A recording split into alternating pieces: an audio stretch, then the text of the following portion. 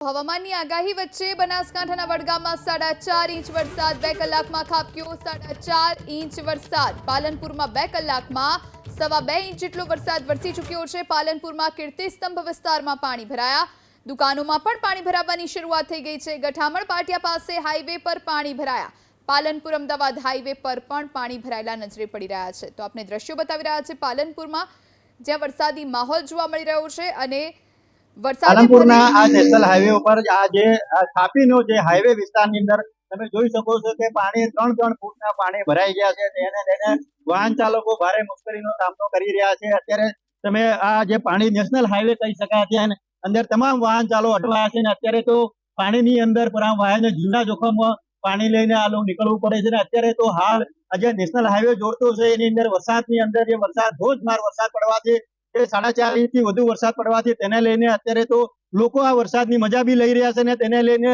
મેઘ મહેર બી અત્યારે જે અંદર પધરામણી કરી તેને લઈને આજુબાજુ આ બાજુ તમે જોઈ શકો છો કે શાળાના બાળકોની અંદર બી જે પાણીની અંદર જે આવાથી લોકો મોજ મસ્તી કરી રહ્યા છે અને પાછળ જે બાળકો છે એ બી અત્યારે વરસાદની અંદર પલળીને અત્યારે ધોધમાર જે મજા લઈ રહ્યા છે। રતન સાગિયા, એબીપી અસ્મિતા, બનાસકાંઠા।